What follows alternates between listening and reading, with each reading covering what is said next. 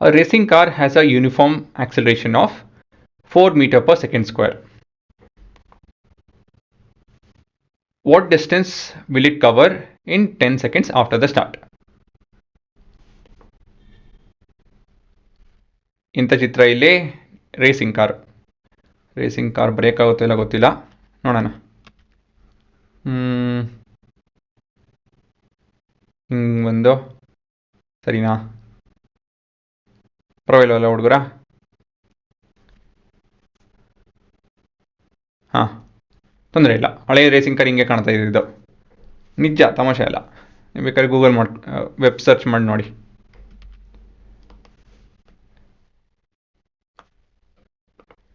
ಗಾಡಿ ಇಲ್ಲಿಂದ ಶುರು ಆಗ್ತಾ ಇದೆ, ಇಲ್ಲೊಂದಷ್ಟು ದೂರ ಹೋಗಿದೆ. ಈ ಡಿಸ್ಟೆನ್ಸ್ ಏನು ಅಂತ ಹೇಳಿ ಕಂಡುಹಿಡಿಯಬೇಕು. ಎಷ್ಟು ದೂರ ಅಂತ ಹೇಳಿ. ಆಕ್ಸಲರೇಷನ್ ಬಂದು 4 ಮೀಟರ್ ಪರ್ ಸೆಕೆಂಡ್, ಮತ್ತು ಟೈಮ್ ಎಸ್ 10 ಸೆಕೆಂಡ್ಸ್ ಅಷ್ಟೇ.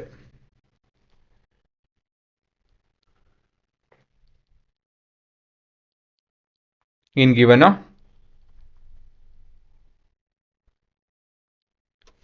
given acceleration is 4 meter per second square. Time is ಇಲ್ಲೇನು ಕನ್ವರ್ಟ್ ಮಾಡೋಂಗಿಲ್ಲ, ಎಲ್ಲ ಸರಿ ಇದೆ. ಸೆಕೆಂಡ್ಸು ಮೀಟರ್ ಪರ್ ಸೆಕೆಂಡು, ತೊಂದರೆ ಇಲ್ಲ.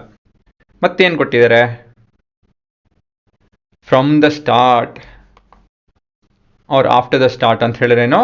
You is 0. So u is 0 metre per second.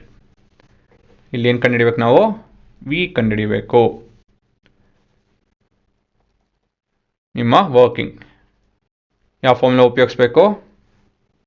V is equal to u plus a t. V ಗೊತ್ತಿಲ್ಲ, v is v, u is 0 plus 4 into time is 10.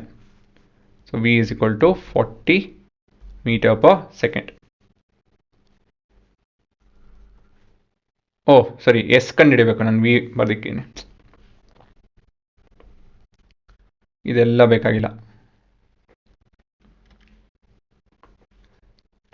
S is equal to U T plus half A T square. ಉಪಯೋಗ ಬರ್ತಾ ಇದೋ? ಹಾಂ, ಬರುತ್ತೆ. ಇಲ್ಲಿ ನಿಮ್ಮ U T 0 ಆಗುತ್ತೆ. ಏನಕ್ಕೆ ಅಂತ ಹೇಳಿದ್ರೆ ಯು ಇಸ್ 0, ಸೊ ಹಾಗಾಗಿ 0 ಆಗುತ್ತಿದ್ದು. ಪ್ಲಸ್ ಹಾಫ್ ಇಂಟು ಆಕ್ಸಲರೇಷನ್ ಏನು? 4. ಟೈಮ್ ಏನು? Time 10 into 10. So this would have been 200 meters ಅಲ್ವಾ? ಅಷ್ಟೇ, ಇನ್ನೇನಿಲ್ಲ. ದ ಕಾರ್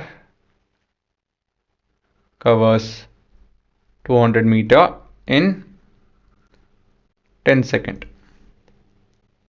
ಇದು ನಿಮ್ಮ ಉತ್ತರ.